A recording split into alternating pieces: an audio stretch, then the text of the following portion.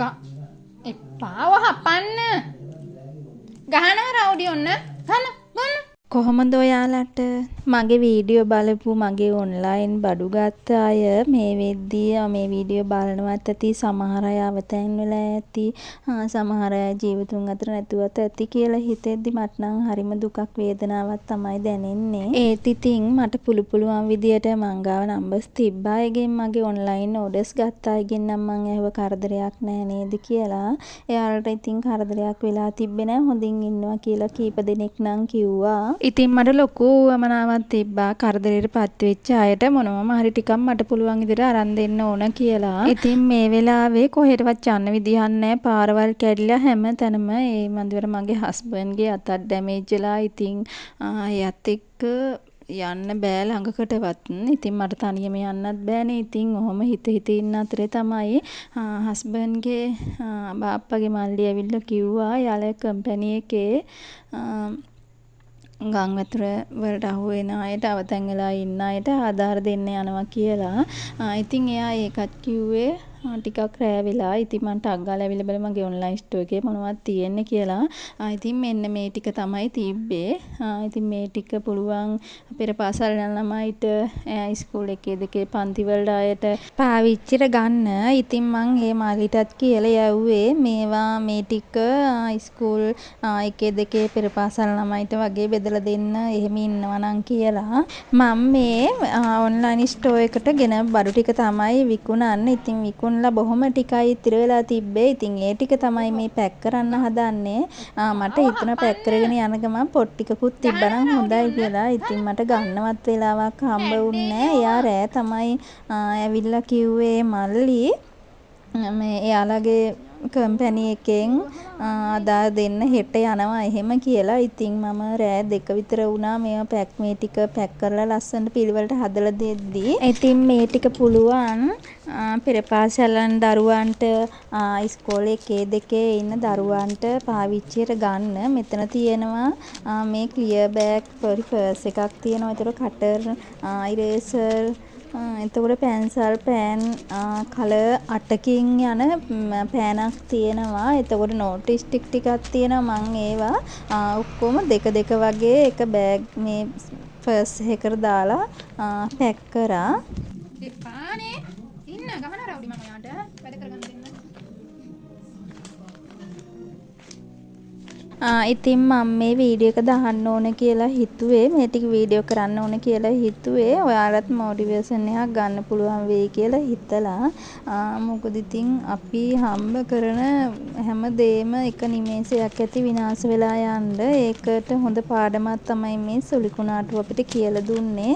ඇත්තට මිනිස්සු හරියට දුක් වෙනවා. මිනිස්සු අවුරුදු ගණන් හම්බ කරගත්ත දේවල් එක මොහොතකින් විනාශ වෙලා තියෙනවා දකිද්දී අපිටත් මාරම දුකයි.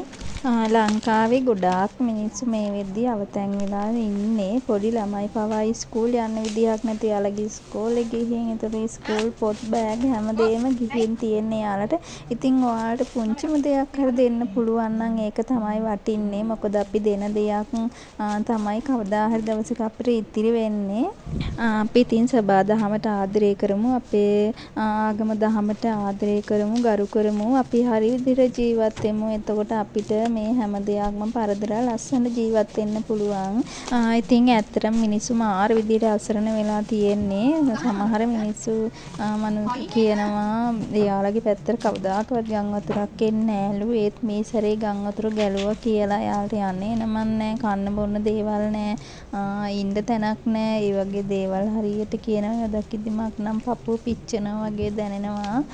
ඉතින් අපිට නම් ඇත්තටම කිසි කරදරයක් නැහැ. අපිටත් සුලිසුරන් ආවා. ඒ වුණාට අපේ ගෙදර ගස් මුකුත් තිබ්බේ නෑ. එහෙම වැටෙන්න තරම් මිනුවන් ගොඩ ඉන්නේ. අපේ හතර වට කරලම වතුර දැම්මා. ඒත් අපිට නම් කිසිම එහෙම හානියක් උනේ නෑ. අපේ අක්කා ගම්පල ඉන්නේ. ගම්පල කුරුඳුවත්තේ තමයි එයා. ඉතින් එයාට මං කතා කරා ඒ සුලිසුරන් ආපු පළවෙනිම දවසේ. එයා කිව්වේ යාළුවා නම් ප්‍රශ්නයක් නෑ. පල්ලෙහා ඔක්කොම නාය ගිහින් පවුල් ගාණක් අතුරුදහන් ගම එහෙම ගේත් එක්ක අතුරුදහන් වෙලා නායට අහුවෙලා කියලා සමහර මිනිස්සු ගන්නත් බෑලු පස්සේ යටින්දලා කෑලි කෑලි එන්නේ කියලා ගන්නත් එපා කියලා සමහර අය මිනි උස්සන් යනවලු. අක්කනම් කියනවා ඒවා දැක්කම හරියට දුක හිතෙනවා කියලා. එයාට පාරේ යන්න බෑ. ගඳ එහෙම එනවත් කියලා කියනවා. එයාලට නම් කරදරයක් නෑ. එයාලා අර පාරේ ප්‍රශ්නේ තමයි තියෙන්නේ. එයාලා කොට්ටු වෙලා කොහෙටවත් යන්න බෑ. ඉතින් දැන් නම් එහෙට පොඩ්ඩක් පාර හැදුවට පස්සේ එයාලට කට්ටියට කන්න බොන්න දෙන්න එහෙට නම් ආධාර ගොඩාක් හම්බෙනවා කියලා අක්කා පෙරේද කතා කරද්දි කිව්වා.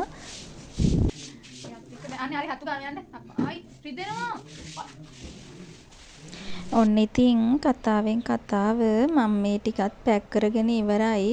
ඇත්තටම ඉතින් මේ ආදාර මොන දේ හම්බ වුණත් තමන්ගේ පවුලේ කෙනෙක් නැති වුණ දුක ඒ දේ දරා ගන්න අමාරුයි. කාට වුණත් එහෙම තමයි. සමහර අය ඉන්නවා කවුරුත්ම නැතුව තනි වෙච්ච අය. ඉතින් මම ප්‍රාර්ථනා කරනවා ඒ අයට හිත ශක්තිමත් කරගන්න ධෛර්යය ලැබෙන්න කියලා. ඉතින් කොහොම හරි මම මේ ටික පැක් කරගන්න හදන්නේ. මම මේ විදිහට ඔන්ලයින් ඕඩර් යවන බෑග් ටිකක් දාලා තිබ්බා. ඒ ටිකට මෙහෙම ස්ටිකර් කාඩ් ටිකකුත් දාලා ඒ ටික පැක් කරගන්නවා පිළිවෙලට.